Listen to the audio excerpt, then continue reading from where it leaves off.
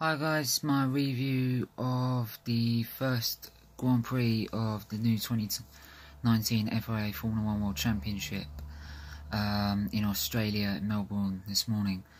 In terms of the actual Grand Prix, we'll go from the start, shall we? Obviously, everyone was a bit down and very low from the sad news about the passing of Charlie Whiting, and we came into this weekend obviously not knowing what to expect. We already probably expected Ferrari to be on top from what was around on testing. Even probably Mercedes said they were expecting that, but it quickly found out that Mercedes were the ones to beat, and come qualifying, Hamilton had topped every session before, and then blitzed everyone in qualifying. Bottas really well, pushed him all the way, and it took an extraordinary lap again from Hamilton, proving why he is the pole position king, and he holds the most pole positions in Formula 1.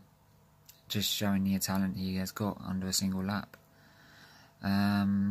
Another surprise would be Lando Norris. He had an absolute storm in qualifying. I'll get onto the race in a minute, but he absolutely had a blinder while his teammate was unlucky because he was caught out by Kubica having a puncture in the last session. And talking of Kubica and Williams,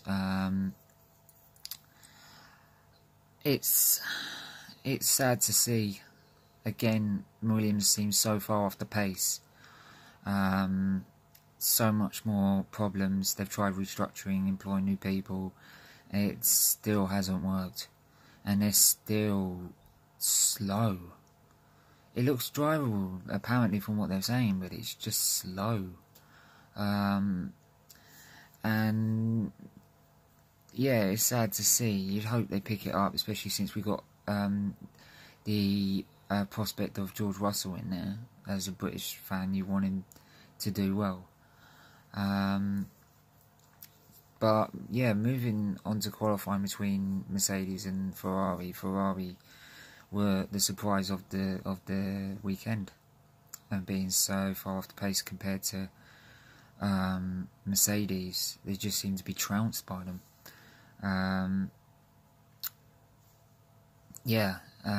I'm hoping everyone's hoping it's not going to be the same, and I don't think it'll be the same for the rest of the season, because it was like this last season in Australia, and then they pushed them all the way. So yeah, I don't take that as the absolute true pace, because Australia, Melbourne is quite different in terms of the circuit compared to the others. What they notice is the difference between Mercedes and Ferrari is that the Ferrari looked very well stable, whereas the Mercedes looked very, very alive, and it looked like a really rough ride, but it proved to be the faster car, so it doesn't really matter how it rides or how it looks. If it drives fast, then that's all that matters. So yeah, it's good to see. It's Red Bull also a shocking turnout, caught out by Gasly in first qualifying by the quick evolution of the circuit. Then yeah, just Verstappen again off the pace, made up a bit in the race, but yeah, just in terms of one lap pace, they're behind again, behind Mercedes and Ferrari.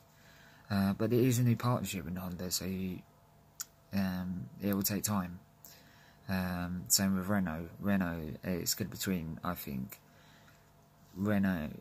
It looks between the whole midfield quite tight, but I think at the front of the midfield it would be McLaren, Renault, Haas, and McLaren, Force India, a little bit, I don't know, not Force India, Sport Racing, Sport Pizza Racing, as it's now called. So, but yeah, it was an interesting race going into the race. Hamilton had a good start, but Bottas got a better one, and that was a simple case of that. And Hamilton just had problems all race with the tyres. It just was one of those days where nothing was working for him. So, and Bottas, credit to him, he drove an absolute storming race, absolutely dominated Hamilton, and he's got to. This is really the season now where he's got to put in a challenge and put that championship challenge in against Hamilton, or he's going to face being replaced by either Ocon or possibly Russell, depending on how good Russell performs this season, because he is the academy driver for Mercedes, so he is their future. But Leclerc didn't have the greatest, was very quiet, but it's obviously the first race for a massive team, and it's going to be a massive challenge for him. So I think you can give him the benefit of the doubt on this one. Vettel wasn't really at the races either. Again, was passed by Verstappen during the race. Wasn't really on the pace compared to the Mercedes, and wasn't ready to make a challenge. Unlike Verstappen, who came through and was giving Hamilton a hard time towards the end of the race, but Hamilton managed to hang on for second. Bottas getting this new wall of the fastest lap award, where you're getting 1 extra point for getting fastest lap. Lando, I was going to talk about Lando in the race. Lando had mixed fortunes from qualifying to race. The race, he got a good, decent enough start, and then unfortunately got stuck behind Giovinazzi, who just became like a moving roadblock. He kept his head, didn't do anything rash, just picked his moment and made the move, but it cost him dearly, because a number of drivers managed to get in front of him who already made their stops. Yeah, I think he did get a point in the end. I'll have to double check that. But yeah, it was a decent enough performance throughout the weekend, so he can be very proud of what he's done already. Again, Ricciardo, a lot of attention was on him, obviously being the home hero, the big move to Renault, and I think he got quite unlucky there. A number of times at the start, you'll see a number of drivers will get half their wheels pushed onto the grass, and you wouldn't expect them to hit a massive bump and have your the front wing ripped off. So yeah, I think that was quite unlucky for him. And then obviously he made the stop, getting back to the pits, and he was just off the pace from then on, because he already lost a lot of downfalls from there on, apparently on the barge boards as well. So yeah, he pretty much parked it for about 20 laps remaining. Another retirement. Sainz, number about 10 laps, the Renault engine went. It looked like just straight out overheating of the engine. Didn't look like they put it under any stress.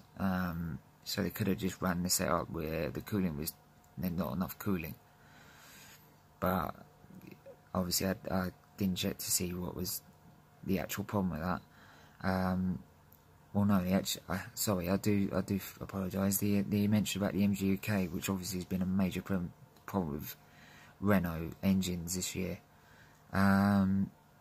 Kubica didn't get a great start, didn't get a good start, and just ran around at the back of the grid. He's been out for a long time. I don't think the restrictions of his hand is not the reason. I just think it's just the fact the car is slow. It is really slow. So, because he wasn't that far off Russell's time, so if he's keeping up with a younger, fitter, well, supposed to be fitter driver, then I don't think it's to do with the restrictions he has. But even then, Williams need all the experience they can get. But all in all, it was a decent Grand Prix. So we move on to Bahrain. I'm hoping Mercedes can actually not take this as a one-off and actually enforce the advantage they have. I don't think it will happen.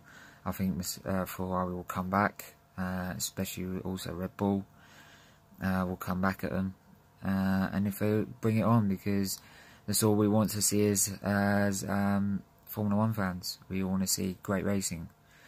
But it was a really good Grand Prix. I think not a lot of dramas either, which I think would have made Charlie White very happy.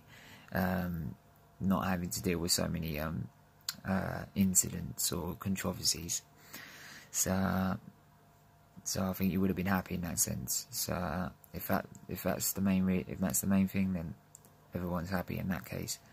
So yeah, hopefully me being a Hamilton fan, he can get his first win on the board for this season and firmly establish himself as like, yeah, I am the man to beat. You lot have got to look out for me, because I am going for this 6th title, which would be again an unbelievable achievement. So yeah, so bring on Bahrain. Let me know what you think about the Grand Prix. Did you enjoy it? What was your standout drive?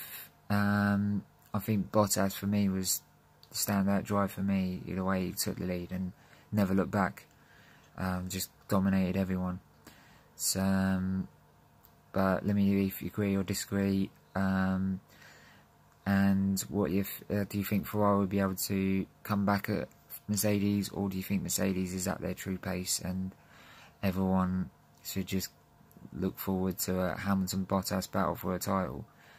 Yeah, let me know what you think. Leave it in the comments and like, subscribe, and yeah, I'll speak to you guys soon.